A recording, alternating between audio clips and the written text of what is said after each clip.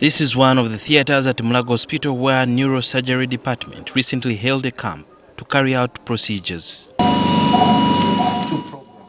At the camp, Dr. Juliet Nalwanga led a team operating on a patient with complicated head tumors. Nalwanga is the first and only female neurosurgeon in Uganda. My seniors, Professor Kitia, had done neurosurgery. So he started teaching us how to open up brains. So you drill around, like you drill and then you lift it off, and then you see there are layers that cover the brain.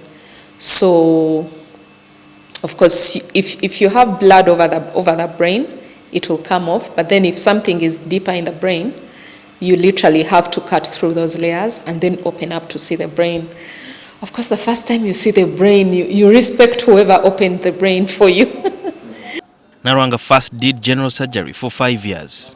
I'd scrubbed in like anyone else, and as undergraduates, you're fighting to get cases logged in.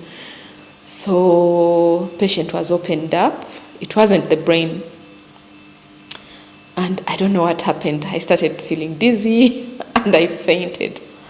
After she regained consciousness, she had some tough choices to make. My neurosurgery residency, I actually visited the mortuary several times because I really wanted to know what is where, this is here, that's there.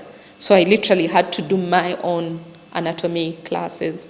So you'd meet this generous team that would tell you, okay, here is probably an unknown patient who has no one to claim. Take time, learn. After studying for some years, she started operating on patients but under supervision. Whatever you're doing in the brain will basically dictate what your patient will come out with after you operate. So if you operate near where they're supposed to move and you make a mistake, that means they won't move properly or they'll take time to move again. The mother of one who joined medical school in 2002 and finished last year recounts her experiences as a medical practitioner, where in some, the patients did not make it. It's hard. In fact, it's hard for us to mourn because, as you're still mourning a patient, there's a next one. Before you even start crying, there's a next one that's waiting for you to save. So it's not that we are not emotionally attached to our patients, but by the time you start crying, there's a next one. She says majority of her patients make it through. Of course, there are patients that you even get attached to, and they keep telling you that, if anything ever happens to me, even if it's not brain, I'll keep calling you. So, of course, those are many, and I think those are the people that keep us waking up in the morning and coming back to work. The achievements come with their challenges. I have a son who literally would ask where his mom was, and yet the patients are also demanding. So for me, I think that's the bigger issue. And then, of course, working under an environment where you literally have to think through.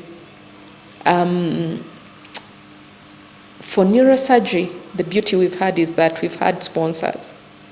We have a very kind team from Duke that provides most of the things that we've needed over the years, and surely we are grateful to them.